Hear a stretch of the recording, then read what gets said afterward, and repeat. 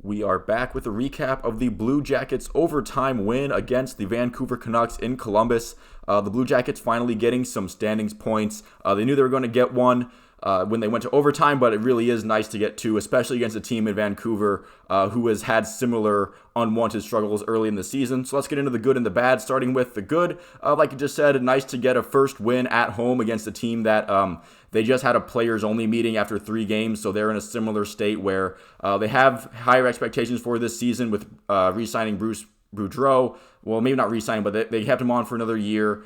They bring in Kuzmenko, and they're also 0-3. They're having issues as well. So you come into this game thinking that this is a more vulnerable team, and the Canucks probably thinking the same thing, where the Jackets team didn't want to be down 3 games at this point, but it's a battle of 2 teams who are looking to find some footing early on in the season. And the Jackets were able to battle back from deficits. The Vancouver Canucks have been very good at giving up deficits so far.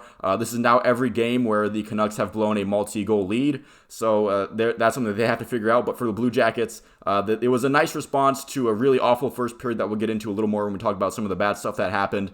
But good for them for responding well throughout the rest of the game, and especially in the third period where they just tied it. It could be very easy to come out of that commercial break where Bo Horvat kind of gets a puck off of his skates and it goes in to get the lead to kind of shrivel up and die after that. But they were able to come back, get that goal from Johnny Gaudreau, which what an amazing goal from Johnny Gaudreau.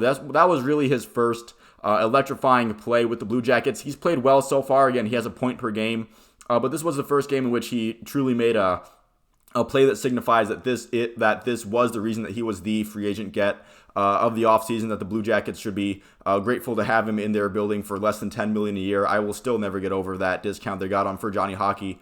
But again, it was a great goal to get them tied, and that's what sent them into overtime. I thought Nick Blankenburg played very well in his first game with the Blue Jackets this season. He definitely helped the team look better. He brought that physicality early despite, his shorter stature for NHLers. I'm not going to call him short because he's not actually short. He's just short for being an NHL player. But he brought in a lot of physicality, a lot of hits. He actually had a decent number of scoring chances as well. So he really brought in energy that was much needed to this Blue Jackets team after a really lethargic first 3 games.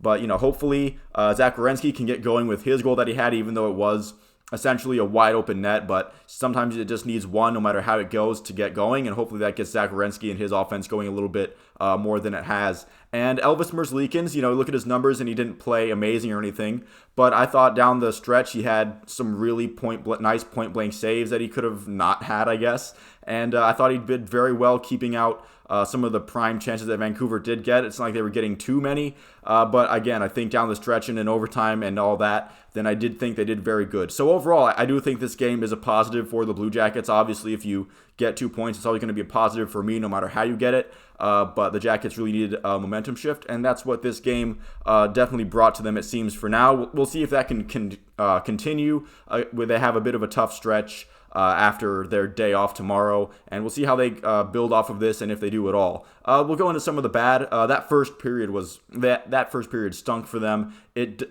dug themselves in a hole that they had to get out of, which they did, which is good, but you'd rather not have that first period hole to dig out of. That power play in the first period, giving up a shorthanded goal, and it looked absolutely lost. It looked horrible. The defense, I feel like not just in the first period, but for the entire game, was still sloppy in their own zone. They still have some issues to work out there. Maybe that's just the new system still not being completely learned, that apparently there is a new system. But I feel like the defense, while it did look a little bit better than it has previously and maybe a little bit of an improvement, it still has some kinks to work out, and there's still some things that you could work on there. But overall, again, I feel like this was a very positive game for the Blue Jackets. You're back at home against, I'm not saying that Vancouver is going to be this bad all year, but they're a team that's currently struggling, and even at their best, probably isn't they like a Premier Cup contender like you have in Tampa or like you have with Carolina, or maybe even the Blues. Sorry, I'm already forgetting the games they played. But overall, this was a great game for Columbus, and we'll see how this continues on from here. So thank you all for watching. If you made it this far, please feel free to leave a like and a subscribe if you liked the video and you'd like to see more like it. Let me know in the comments what you think about the Blue Jackets in this game and how you think if they'll build this on this momentum or not. Thank you all again for watching, and I will see you at the next one.